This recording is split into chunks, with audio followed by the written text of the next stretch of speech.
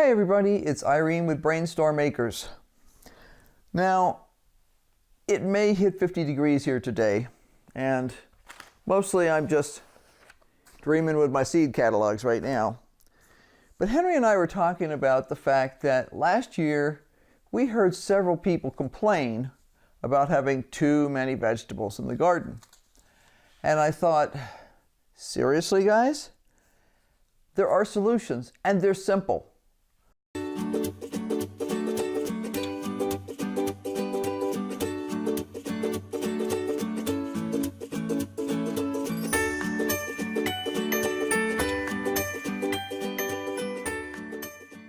We heard several people complain about having too many vegetables in the garden. Now, it doesn't mean you have to give everything away. It doesn't mean you have to step on the vines. What it means is you have to think about this a little. Now, there were 5 plants in particular that we heard the most complaints about: tomatoes, peppers, green beans, cucumbers, and summer squash. Obviously, you can always cut back on planting those things, but sometimes there are years when you just have more bountiful garden results than you could have ever dreamed about in your best or worst nightmare, depending on how you want to look at it.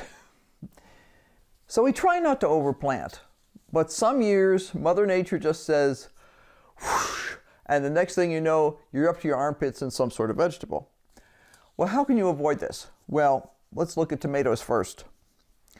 First of all, if you're not allergic to green tomatoes, now Henry and I are both allergic to green tomatoes. We cannot eat them green. There is a chemical in them that disappears when it converts into something else when it ripens. But if you're not allergic to green tomatoes and you see that you're going to have this crop that's going to be humongous, how about fried green tomatoes? How about green tomato chutney?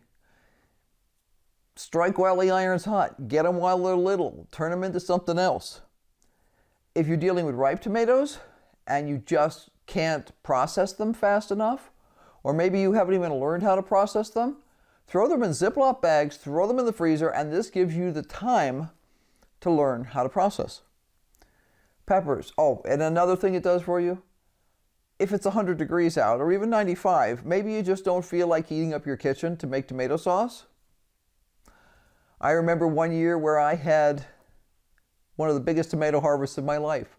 We actually almost did not plant any tomatoes the following year because I had 3 years worth of tomato sauce that I canned in one summer. It happens. Peppers. Freeze them. That is the simplest thing for most kinds of peppers. They don't require any kind of blanching. If you have good knife skills, get yourself a filleting knife. Just stick it in the top of the pepper, rotate that around. The inside of the pepper comes out, throw it into a Ziploc bag, put it in the freezer. They don't have to be blanched, nothing. You can also pickle them. If you like making pickles, make pickled peppers. If you don't have good knife skills, get yourself an apple corer. You know, one of those round ones that you just stab into the top of an apple to take out? It'll do the same thing. It'll let you take off the stem and the majority of the interior, throw them in a bag, freeze them. Green beans. And this is going to be a theme you're going to hear. Pick them while they are babies. There is nothing that says that you have to allow a green bean to grow 6 inches long if you are going to have more green beans than God could possibly eat. So, pick them as babies. If you go to a high-end restaurant, you are going to be served not some big honking green bean. You're going to be served teeny tiny little baby green beans. And I'll tell you what, a handful of teeny tiny little baby green beans, lightly sauteed or just dribbled with a little bit of butter, is absolutely beyond delicious. Freeze them. Pick them as babies. Do a quick blanch. Freeze them. Another thing I do with little ones is I make dilly beans out of them. I can use the regular short jelly jars. I pick the beans short enough so they're going to fit in there without being cut. Pack them in there tight. Dilly beans. My husband loves dilly beans, and you'd be amazed at how many beans you can get into one of those little jars.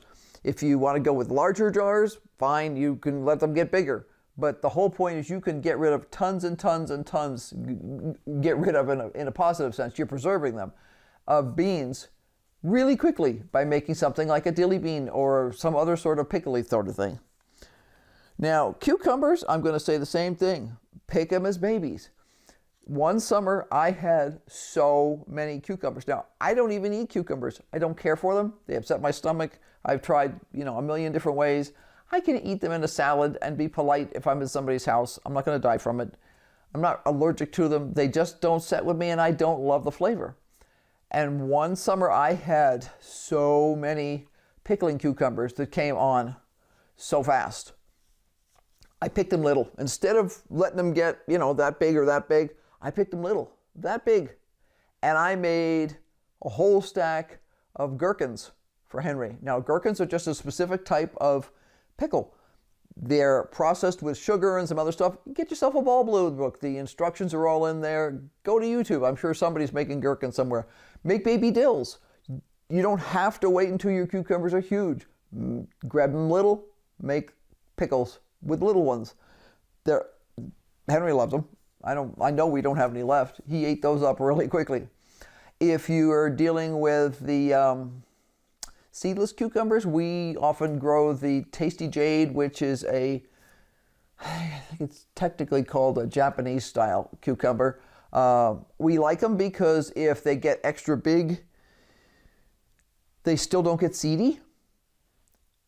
What I do with those is if there's just a few too many coming on faster than Henry can eat them, I will make what they call sunomono. It is a Japanese fresh pickle. If you've ever gone to a Japanese restaurant and you get this little salad and it's thinly sliced cucumber in a light vinegar sauce, that is sunomono. Super easy to make. If people are interested, I can get the recipe, or if I can ever get some decent cucumbers, I'll make the recipe for you guys. It's super quick, and instead of the cucumbers like getting off in a couple of days, it'll hold them much longer. We've actually taken them to events with us when we were camping, and I had, I think, 3 small containers. Each container had the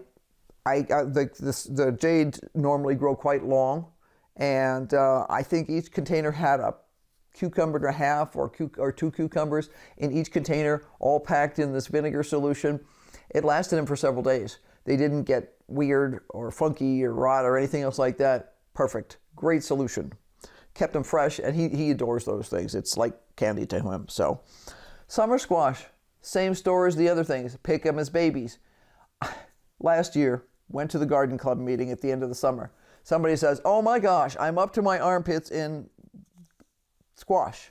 I brought a whole box." Well, most of what she had was past its best diffuse by date. It had already started to change color, and I think I picked out one. She said, "You can have it for free." I'm like, yeah.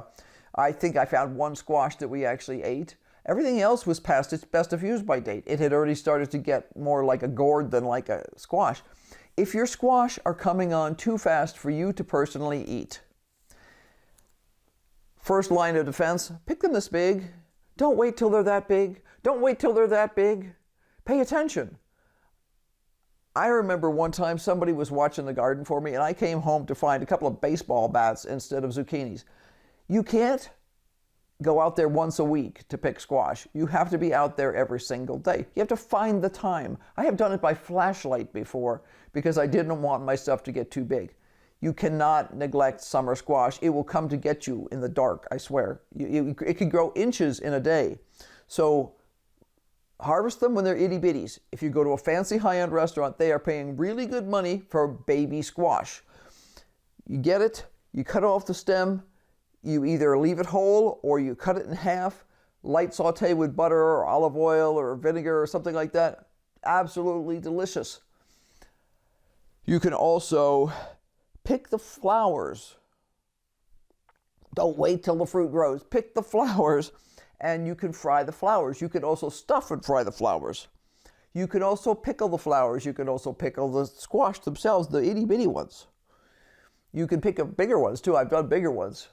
And worst case, you can make bread items, zucchini bread and stuff like that. But to me, most of the zucchini breads are just not that wonderful.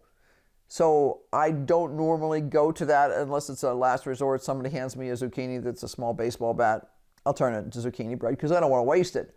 But we don't have chickens. We don't have pigs. Cut them little. I mean, there was one time this past fall when we were concerned because we were getting ready to go somewhere, and we were concerned that this, actually, in our case, they were not going to get frozen. They were going to get eaten by critters while we were gone because we weren't there to defend them. I cut them all off at about that height, and we ate them while we were on the road. They were delicious. Just a little bit of butter sauteed. Wonderful fresh vegetables. So I'm hoping this gives you some ideas. Think outside the box. Just because a green bean can grow to 8 inches doesn't mean you have to let it grow to 8 inches. Just because a zucchini is, coming to get you in the dark, don't let it get that big. Pick them frequently. Pick them small. Think of ways to pickle and can and freeze these things. Squash does not freeze that well, in my opinion. I have used summer squash in soups before. Freeze it up. You have to blanch it a little bit, then freeze it up and throw it in just at the last minute. It tends to disintegrate to nothing, so I don't think that's worth it. But a lot of things can be picked young, used small, and then you're not overwhelmed. 3 5-gallon buckets of cucumbers will turn into 1 5-gallon bucket or less if you pick them as little guys and turn them into gherkins or baby dills. So think outside the box. I hope this helps, and I hope you have that problem this summer. That you have so much plentiful bounty in your garden that you need to come up with clever ways to handle it all. So until next time, keep on growing, keep on learning, and have a great day. Bye.